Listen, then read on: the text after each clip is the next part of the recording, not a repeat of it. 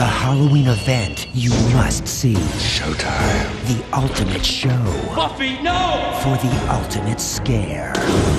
A Buffy the Vampire Slayer. I didn't leave that open. You should be afraid to miss.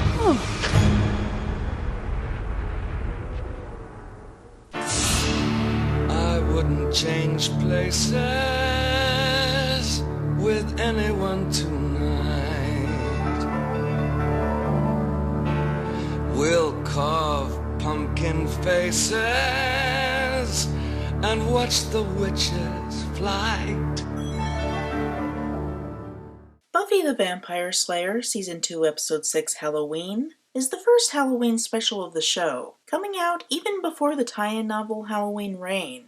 In my opinion, it's the first really solid Buffy episode.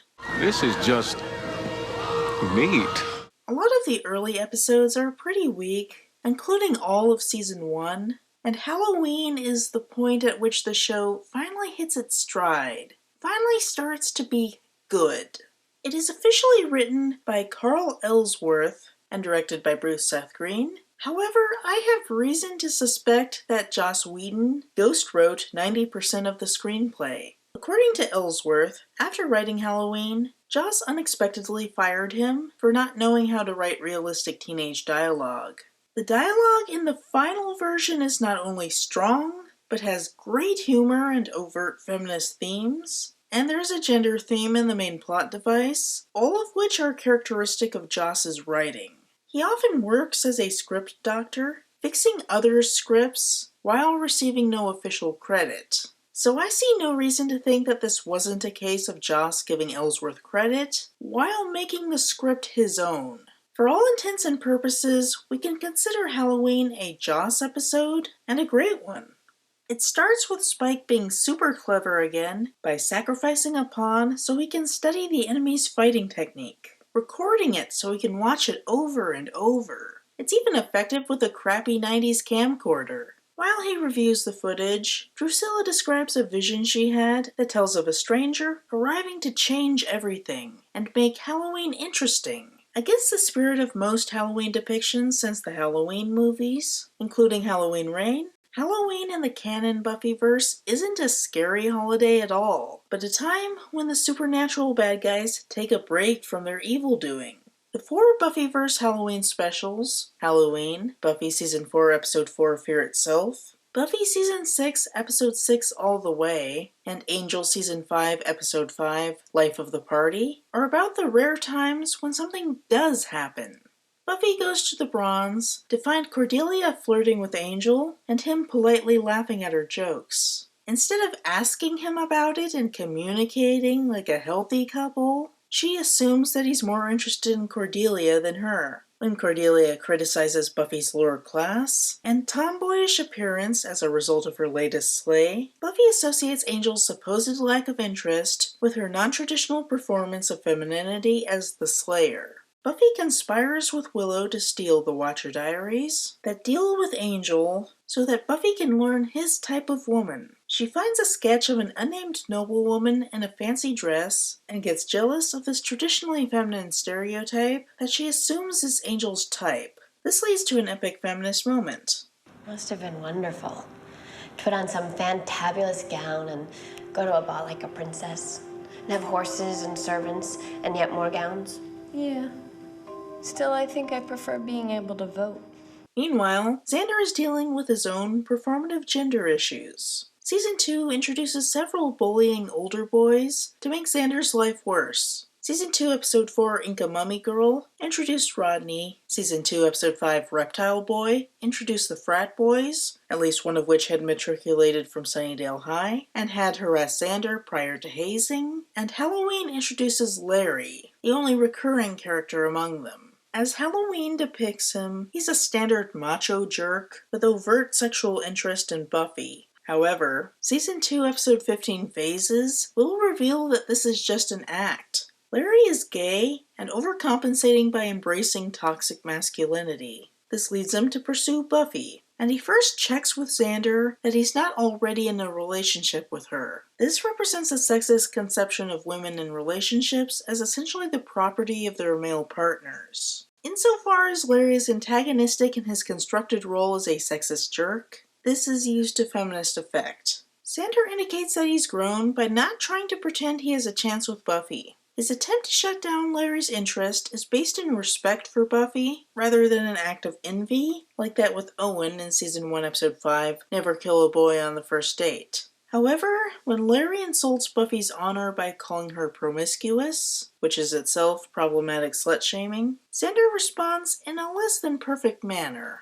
Xander tries to perform traditional, i.e. toxic masculinity, by beating up Larry. Larry overpowers Xander, and then Buffy unintentionally humiliates Xander by intervening to rescue him from what she thinks is a straightforward bullying scenario.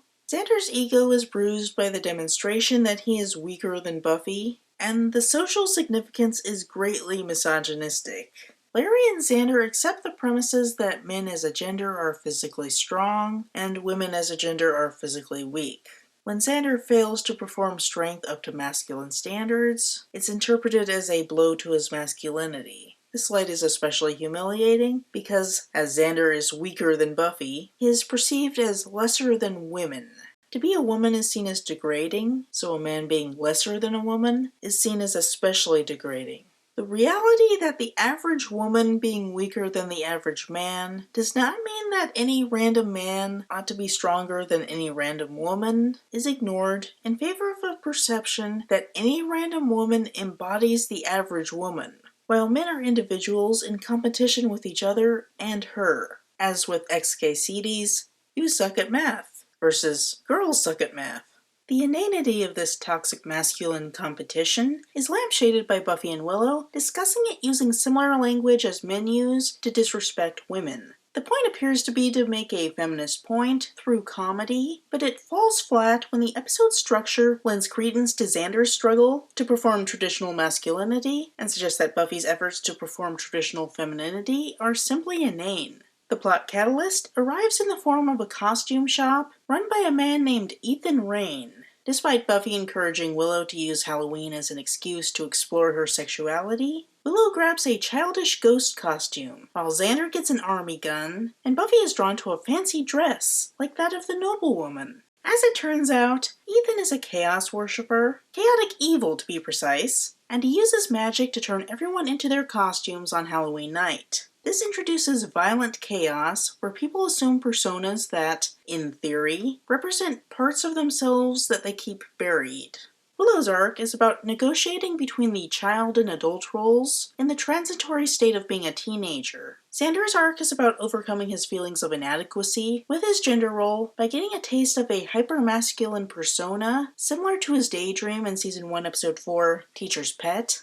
And Buffy's arc is about experiencing a hyper-feminine persona in order to realize that her true worth is with her non-traditional tomboy performance of femininity. Initially, Buffy and Xander's arcs appear to be in parallel. A senior classmate of the same gender criticizes their ability to perform up to the standards of their gender. Feeling insecure, they try to achieve it. For Buffy, it's a mistake that hurts her and everyone around her, and she'll learn through the episode that she was wrong. For Xander, he gets an upgrade that he draws on for success in Season 2, Episode 14, Innocence, experiences closure in Halloween, and learns absolutely nothing to subvert his initial assumption of values. Buffy gets, be careful what you wish for, Xander gets wish fulfillment. That is a major flaw with the episode.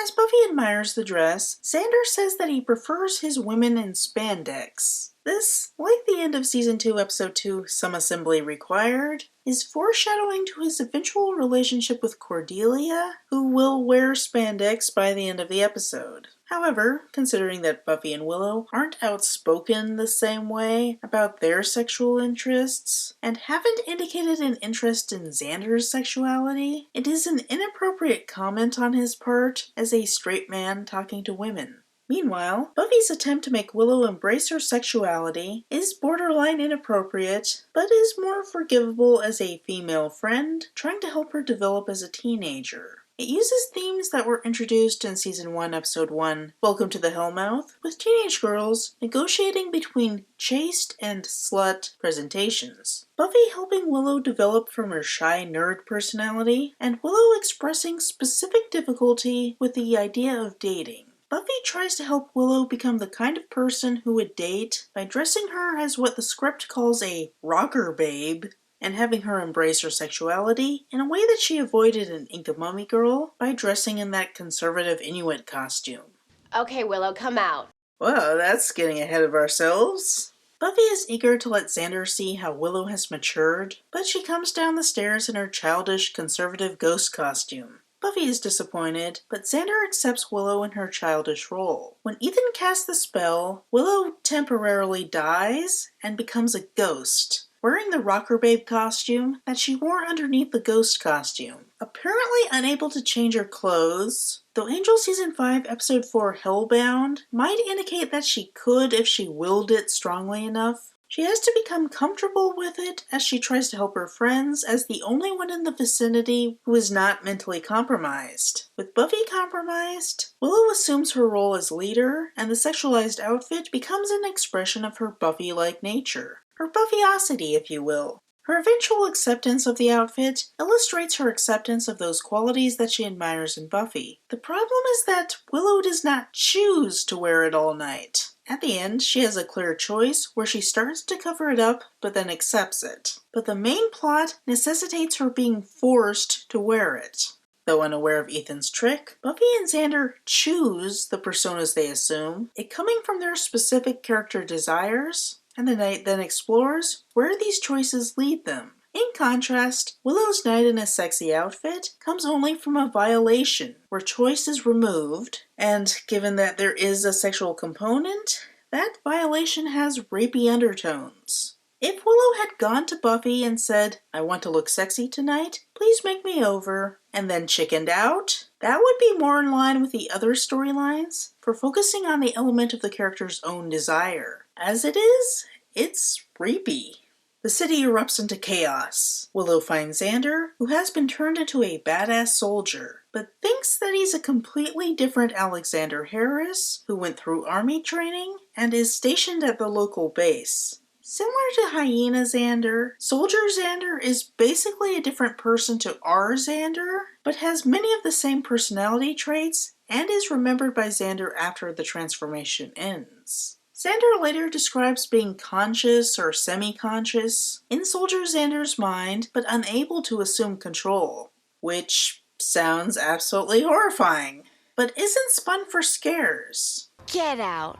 Soldier Xander initially distrusts Willow, but she wins him over by insisting that she's friendly and by giving him orders. Yeah, apparently soldiers are so trained to follow orders that any random person yelling, "That's an order," just ensures perfect obedience. You know, Season 4 would be a lot easier for the Scoobies if they could just yell orders at the initiative.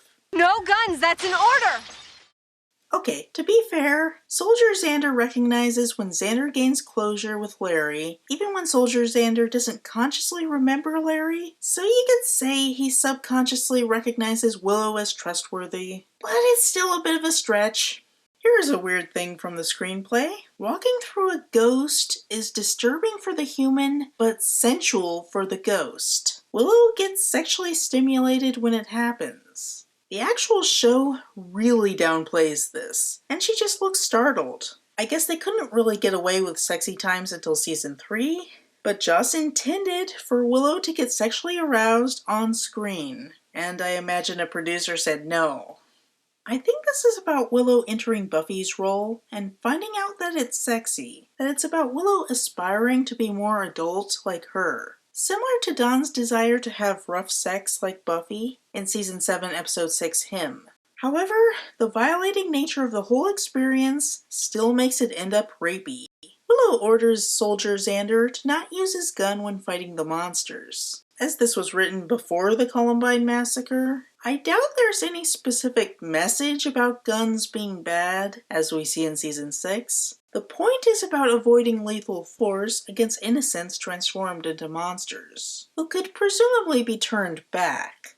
Willow's first priority is to find Buffy for direction, but Buffy has turned into an outrageous stereotype of a weak woman from a time before feminism existed, okay? and needs saving herself. She never gives a name, but seems unfamiliar with the name Buffy, and based on a comment Xander says earlier, fans typically call her Lady or Duchess Buffy, sometimes substituting Elizabeth for Buffy. I like to go with Lady Buffy. The fact that Lady Buffy thinks that the year is 1775, the same year as the noblewoman was sketched, makes a lot of people interpret Lady Buffy as that specific woman. But I think Lady Buffy is more of an idea of that noblewoman that Buffy built up in her head. Lady Buffy does not recognize Angel when he shows up, indicating that Buffy's mental transformation is similar to Xander's as a caricature of the costume, and isn't supposed to be a specific person.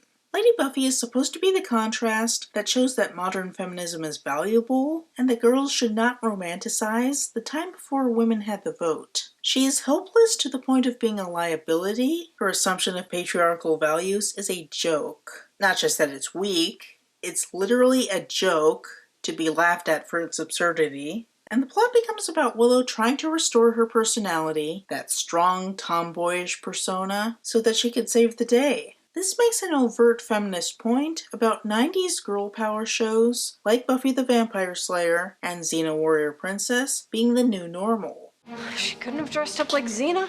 Ironically, Lady Buffy was not received well when the episode aired, thanks to the rumor that the WB was retooling the show to make Buffy more traditionally feminine. Lady Buffy was interpreted as an endorsement of the things that she represents, and a worrying sign of things to come. A concerning number of feminists today read the episode as an endorsement of these ideals, either uncritically following what earlier feminists said, or having a seriously bad understanding of when a show endorses an idea versus criticizes it. Must have been wonderful. Put on some fantabulous gown and go to a ball like a princess. And have horses and servants and yet more gowns. Yeah. That said, Lady Buffy is a very shallow view of what an 18th century noblewoman would have actually been like, and therefore only very shallowly serves a feminist narrative. Even in these oppressive patriarchal societies, women can be strong and confident, or find strength in desperate times. In the historical 1775, the women's rights movement was actively brewing. In 1776, Abigail Adams would argue with her husband, John Adams, founding father of the United States, that women's suffrage should be codified in the Constitution, and would be rudely shot down.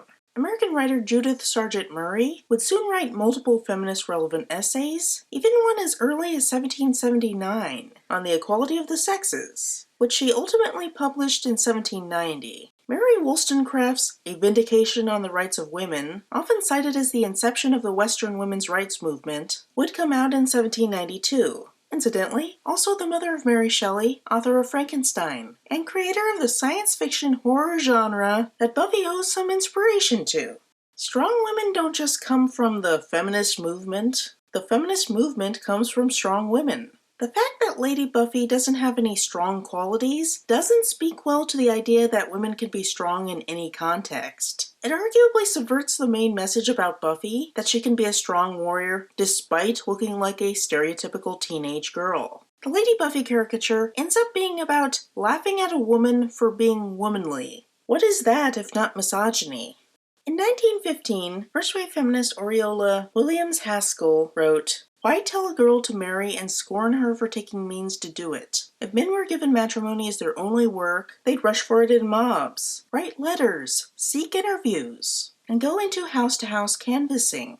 I find that insightful. The caricature that Lady Buffy represents isn't the trap that feminists try to escape. It's a sexist reduction of a woman trapped in the tiny box an oppressive patriarchy put her in, who managed to find success in that environment. The solution to restrictive gender roles isn't to denigrate women who conform to traditional femininity, it's to loosen the restrictions and make everybody freer. In a sense, Xander is also a victim of restrictive gender roles, being caught in a society that tells him that he has to be this quiet, violent hero figure, or else he has no worth. His anxieties are sexist, but they still cause him distress and make him fundamentally sympathetic. With more of an even-handed approach, I can see Halloween being a powerful empathetic work that contrasts the two gender roles and gives both characters a little breathing room on this magical night where the impossible becomes real. But of course, that's not what we get. Lady Buffy isn't a talented woman in the wrong context. She doesn't have skills that Buffy could make use of in a later episode,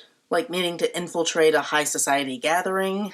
And wouldn't that make a much better episode than Season 2, Episode 20, Go Fish? No, she's just worthless. Just a handicap and a joke intended to honor Buffy's struggle by mocking another girl's weakness. Since Xena Warrior Princess was brought up, it's worth noting that the Buffy writers were probably most familiar with it in the context of its second season, which aired during Buffy Season 1. Giles probably saw promos and understood the basic concept, but didn't actually watch it. As it happens, Xena Season 2 Episode 10, The Xena Scrolls, presents a similar concept to Halloween, in that the actors play different roles than the main characters that represent different sides of their personality that are allowed to come out through their reincarnations. Its main gimmick is that the dynamic between Xena and Gabrielle, as strong warrior and weak sidekick, is reversed. Xena's reincarnation is a sheltered nerd, and Gabrielle's reincarnation is a female Indiana Jones. The Xena Scrolls ends up being so much more respectful of weaker, traditionally feminine women than Halloween.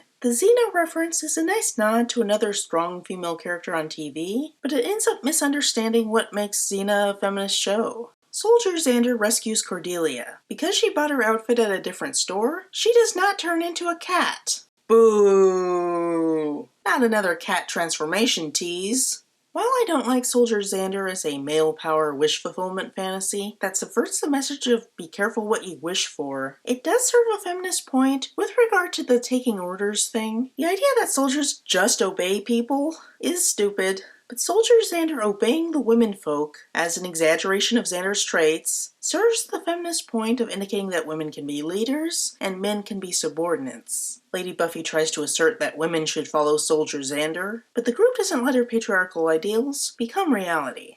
You would take orders from a woman? Are you feeble in some way? Recognizing somebody else's power does not diminish your own.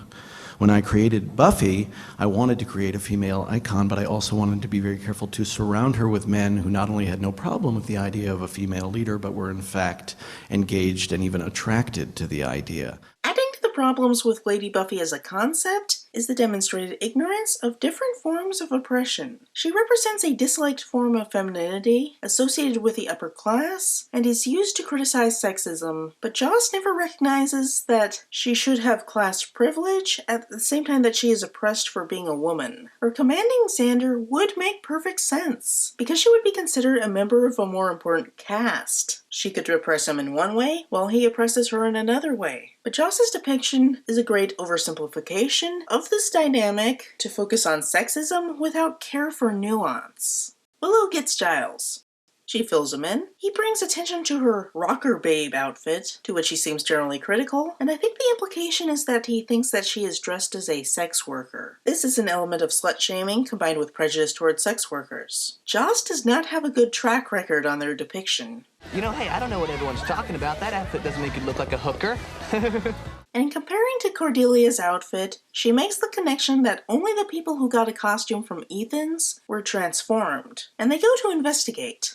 Giles sees the idol that Ethan used to cast the spell, and identifies it as the Roman threshold god, Janus. Janus represents duality of nature and transition between states, as is associated with the sun and the moon. He is typically represented as a man with another man's face on the back of his head, like Lord Voldemort and Quirrell, but sometimes the second face is a woman's, the goddess Yana. The two respectively represent the sun and the moon. The idol design uses this motif, but makes the gender division even, instead of Yana being a subordinate figure to Janus. It could be said to serve a shallow feminist purpose, that the Yana side represents evil and Yana represents good, but I think the bigger takeaway is that it represents androgyny, gendered binaristic states, combined in one. The division of self.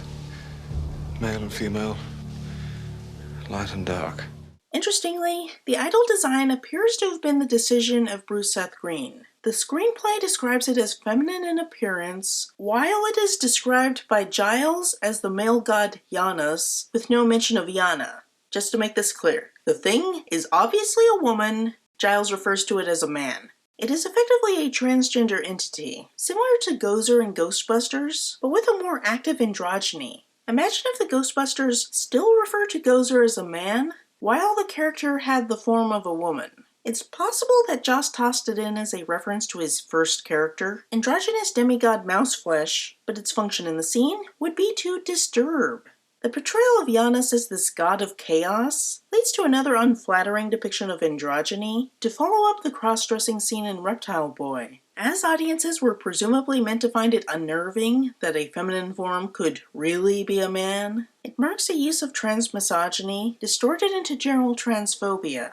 I remain, as ever, thy faithful, degenerate son. It is notable that Ethan's prayer to chaos, through the Janus statue, describes Ethan as a degenerate, defining Ethan's relationship to his pagan god by his relationship to the Christian church. Chaos worship is not presented as something that he can find valuable in itself, but as degeneracy, as in not being Christian, a regenerate. Ethan's evil is effectively perverting Christian values through a pagan totem. The use of an evil religion that perverts Christianity is in theme with the depiction of the Master's satanic religion in Season 1, but is more problematic in framing real pagan religions, the Greek god cults, as effectively Satan worship, as has farther-reaching subtext about Christianity being the one true religion, while other religions are of evil. We'll see similar depictions of Greek god cults in Season 2, Episode 16, Bewitched, Bothered, and Bewildered, before Season 3 gives us more nuance on paganism. Anyway, Ethan shows up, and it becomes clear that Giles knows him. Giles sends Willow away, and once she's gone, the perception of Giles as an innocent nerd is thrown into question. Ethan calls him Ripper, an aggressive nickname evocative of Jack the Ripper, and indicates that Giles has fooled the kids into thinking that he's wholesome when he's actually a bad guy like Ethan. Giles insists that he has changed from that man that Ethan knows, but shows uncharacteristic aggression when dealing with him. Even without being affected by the spell, Giles thematically transitions to his other persona, as a bit of a violent thug. Unfortunately, this goes similar places as Season 2, Episode 1, When She Was Bad, and depicts torture as a good technique. At least the idea that it's supposed to be shocking still gets communicated well to modern audiences. We don't expect Giles to act like this. Meanwhile, Angel shows up at the Summers residence to help Buffy and finds her in need of protection. In contrast to the White Knight figure he assumes in Angel Season 2, when rescuing Fred from Pylea, Angel does not fit well as Lady Buffy's protector. He does it because he must, but wishes for normal Buffy to return. Notably, Lady Buffy is frightened of Angel's vampire face, and while Buffy's first reaction to it wasn't much better, she accepts his vampire side now in a way that Lady Buffy would never be capable. In this way, Angel also displays a duality of man and monster, which will be very overt later in the season. Lady Buffy runs away and becomes threatened by a rapey pirate, which is what Larry became. Soldier Xander ends up rescuing her, which fulfills Xander's desire to defeat Larry in a masculine domination, while Buffy maintains a subordinate female gender performance, in line with Xander's daydream and teacher's pet. This is not feminist, this is misogyny. Given the later revelation that Larry is gay, the pirate may be acting out of character for him. Either the pirate himself is overcompensating because he's worried that the other pirates will talk, or Larry transformed into a straight guy. The preservation of the twist leads to heterosexist places. Personally, I'd reveal him as gay early on, and then use that audience knowledge to create tension in his various scenes, and make the straight-acting pirate actually mean something besides using the threat of rape for cheap spectacle. Spike arrives with a group of monsters, ready to kill the Slayer. His thrill at scaring her has a definite sexual undertone, and we can infer another threatened rape. The fact that he is a recurring antagonist with a history of such interplay makes this threat justified in the plot in a way that the pirate threat just isn't. Giles tortures the way to end the spell out of Ethan, and Giles restores the balance of power. The monsters turn back into kids, the soldier turns into a guy in a costume, and the helpless damsel turns into a warrior capable of beating up Spike. Willow wakes up in her body, starts to cover the outfit, and then changes her mind, and goes with it. That's great. I love that she can sexually develop of her own choosing. It's the violation that sets it off that is problematic. Oz sees her and admires the duality of her nature, being both conservative and sexy as suits her. And he'll get his own duality soon enough. Buffy and Angel talk about what happened, finally communicating. There is what is supposed to be a feminist message, where Angel expresses disdain for the Lady Buffy type of figure, and expresses appreciation for the modern woman that Buffy embodies. But it has the flaw of hating some women to prop up her type of woman. It is not only sexist, but goes against the message of the show. You're not like other girls. Yes, I am. The episode concludes with Giles investigating Ethan's shop, now abandoned, but with a message for Giles reading "Be Seeing You," to be followed up on in Season 2, Episode 8, The Dark Age. Halloween isn't perfect. It certainly suffers a bit with Xander's masculine insecurities, Willow's violating makeover, telling a feminist story through laughing at a female caricature, and using a transphobic plot device. Nevertheless, it is an overt feminist story. It might be shallow, but it makes a clear point about the girl power generation being a good revolutionary force. And despite all its flaws, I have to love it for that. Anything can happen on Halloween. Your dog could turn into a cat. Please like, share, subscribe, and consider donating to my Patreon. Pledges of $2 or more will earn you an explicit thank you at the end of each video. Thank you.